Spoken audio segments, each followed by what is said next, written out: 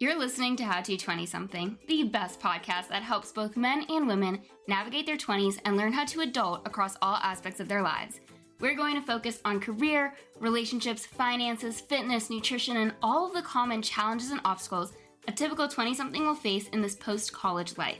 I'm your host, Jess Diamond, and I am the CEO and founder of Jess Diamond Coaching, where I help young professionals get their shit together, gain their confidence, and own their life.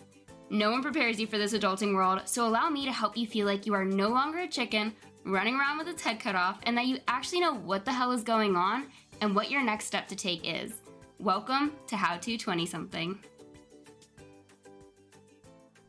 I'm back with another episode of How to 20-something, where today's episode is all about building up your routine.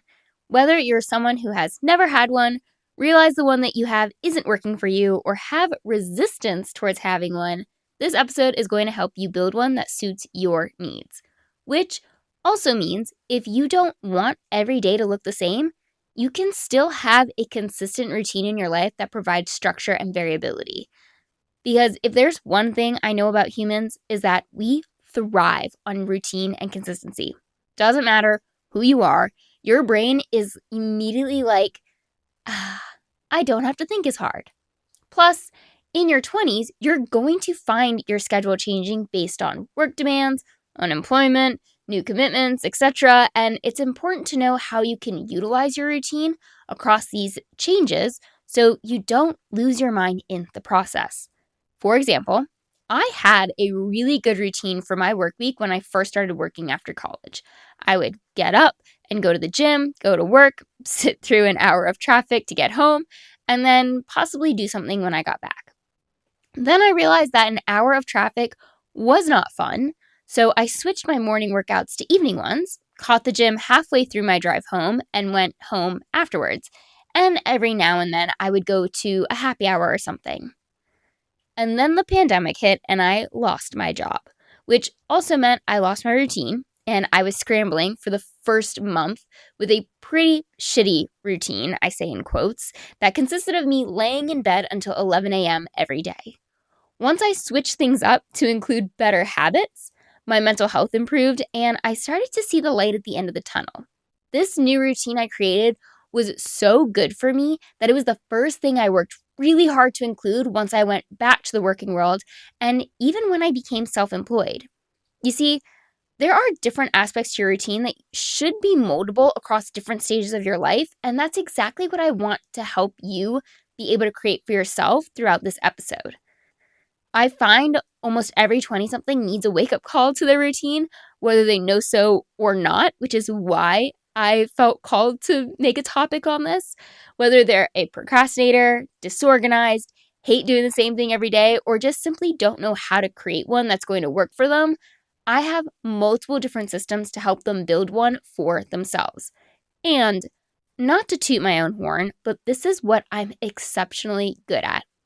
And I find that once we solidify their routine, their goals become much easier to achieve. It's why consistency is one of the 6 pillars in my signature Own Your Life system, because it's so important to develop consistency in your routine, which fits in with consistency in your priorities and how you show up day in and day out. To which I want to remind you that if you're ready to adult better and achieve the things you want most in your life, and that includes a good routine, then please check out the show notes and schedule a call with me where it says let's chat, because I would love to be your coach. But you are nothing without your routine. And there are a lot of different ways to look at it, which is part of what I'm going to break down for you throughout this episode. The other part of your routine is how it adapts to the ever-changing phases of your life. Whether you're a recent grad, unemployed, an entrepreneur, or working full-time, there are going to be similar and different ways to tackle this concept. We'll be going through your nighttime and morning routines, your weekly routines, and general task assignment routines. How I start with my clients under this topic is with getting an idea of how they currently exist and then creating a solid morning and nighttime routine to support their schedule.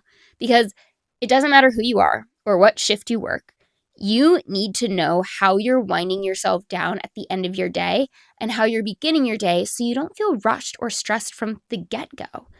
It's been a while since I've mentioned this, so forgive me if you've heard it before, but it's crucial to how you think about it all. So I'm going to repeat myself here.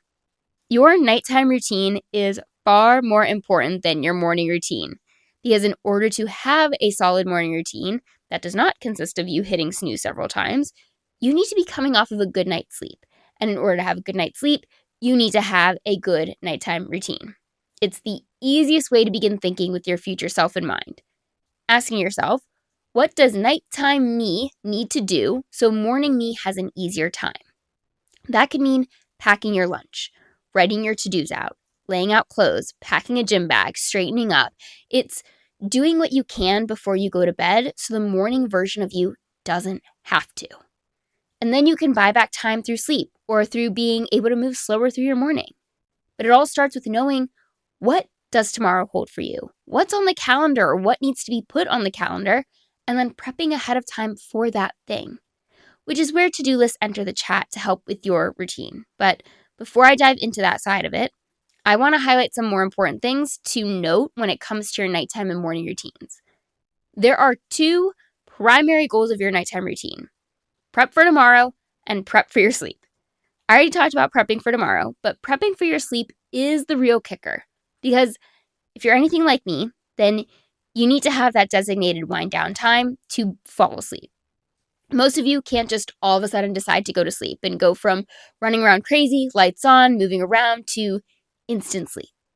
Our brains need time to produce the right chemicals to make you tired. So you need to decide for yourself how long you need of wind down time to help you fall asleep faster and to promote better quality sleep. But this wind down time looks like turning the volume down on your life, where your outside environment and your inside environment should look identical. Obviously, if you are a night shift worker, this isn't going to be the case. So this is targeted to everyone who is going to bed after the sun sets. But turning the volume down means quite literally turning the volume down on your phone, the TV, your voices. It's ending any hard or stressful conversations. And it's also turning the brightness down, also on your phones and computers, but even more so with the lights. Turn off the big overhead lights and turn on the accent ones. All of this helps you to send that signal to your brain that it's time to go to sleep, or it's almost time to go to sleep. Otherwise, your brain believes the artificial light overhead is the sun and you need to be awake. Now, it's very possible you are part of the population that can fall asleep anywhere the second your head hits the pillow, in which case, congrats, and I hate you. I need to have a wind down routine that looks like doing the traditional skincare and teeth care and then reading a book until I go to sleep. If I have a chill night with no clients, I'll move my wind down time earlier in the evening and have a show on with minimal lighting around me. But you need to reverse engineer your nighttime routine for yourself. Start with what time you need to wake up so you can figure out what time you need to be asleep for adequate hours, how long it typically takes you to fall asleep, what needs to be done beforehand, and how long will any of those things take. That way, you can work your way backwards to the time you need to begin your nighttime routine so everything falls into place. And don't stress if you do this exercise and find that you need to be asleep at 6 p.m. because chances are you don't need 2 hours of veg time on your phone to go to sleep or to wake up in the morning. This is just a place to get you started. And then come morning, you'll have a much easier adjustment into your day. You'll know what you're doing, everything will already be ready to go, and you won't feel rushed to get out the door while also looking for those last-minute things you can't forget to take with you.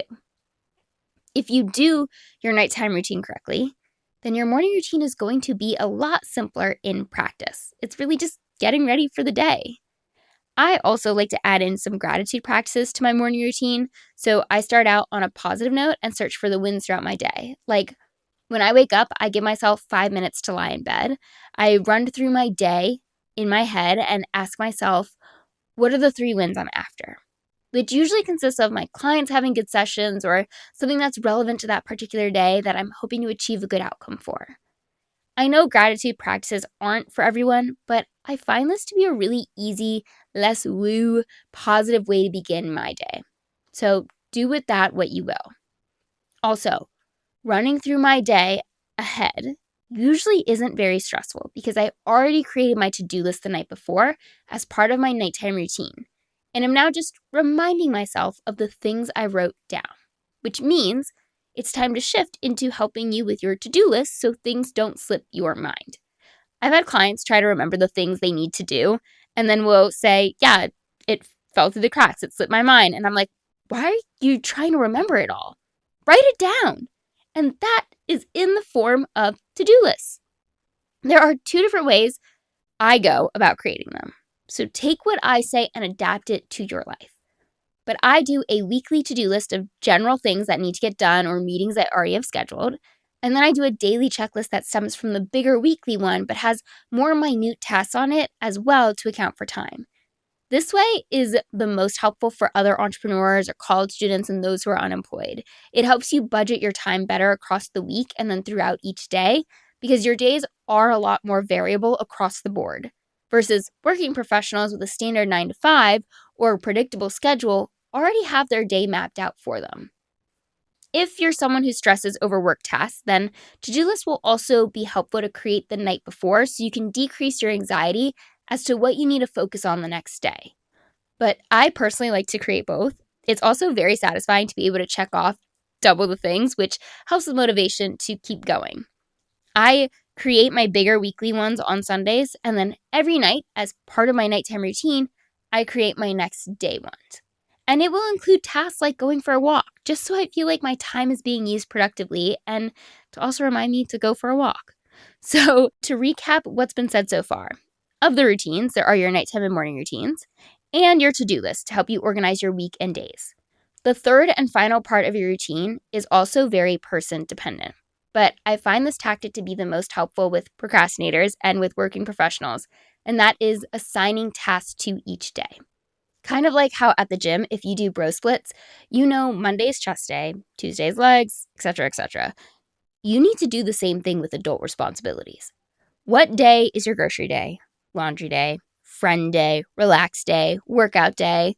Knowing that these days can change week to week depending on what's going on in your life, and that some of these tasks can be on the same day. Like maybe Sundays are your designated grocery, meal prep, and laundry day.